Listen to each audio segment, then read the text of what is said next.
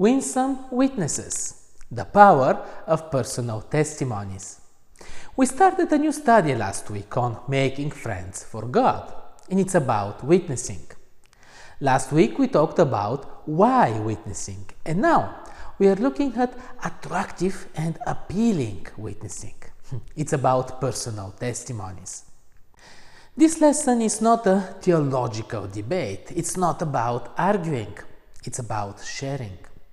When one opens his heart and shares personal experience, there are not much arguments against that.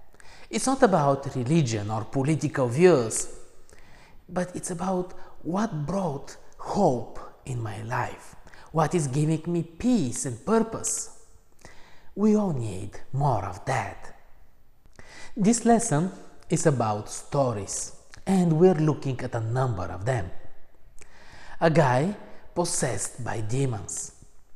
Everyone knew about him and his violent manifestations, but only Jesus was able to see through him and see his desire and longing for something different.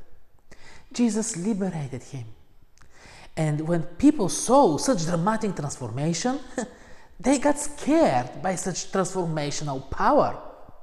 But this guy remained a testimony and a witness about Jesus in a region where no one else could do a better job. After Jesus died on Sunday, when everyone was down, two Marys went to the tomb and found it empty. Now, can you contain such news? When you have lost everything dear and meaningful in your life, when you know the suffering of the people close to you, when you witness a resurrection, you can't hold it inside. Mary ran as she had to share it. People who don't know God and those who walk with Him, we all need such testimonies.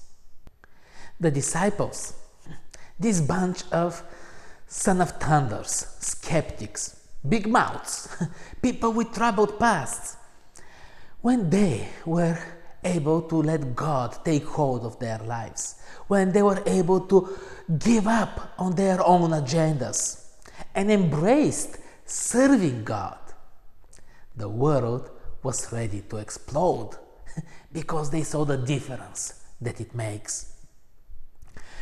When the elders and rulers saw the courage of Peter and John and realized that they were unschooled, ordinary men, they were astonished and took note that this man had been with Jesus.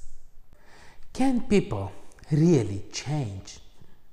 Can someone like Paul, who was so deep in his religious and political convictions, someone who was so determined to bring justice his way, someone who went full in to eliminate the Christian sect, can such person change?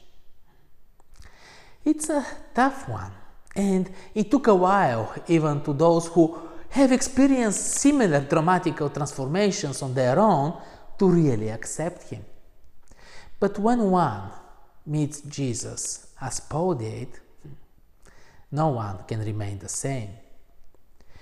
Paul's witnessing and personal testimony had a huge impact on multitudes of people, even on godless kings and rulers.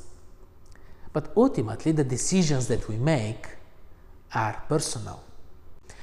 We often get involved in debates on spiritual questions, and most of the time they turn into disputes and less about witnessing. The rough and rigid Paul showed very different kindness and consideration before Agrippa.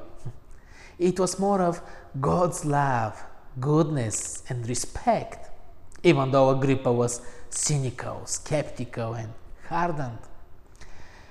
Witnessing is not so much about proving right or wrong, but about testifying for what makes the difference. There is power in the personal story. Join us again next week to continue with seeing people through Jesus' eyes.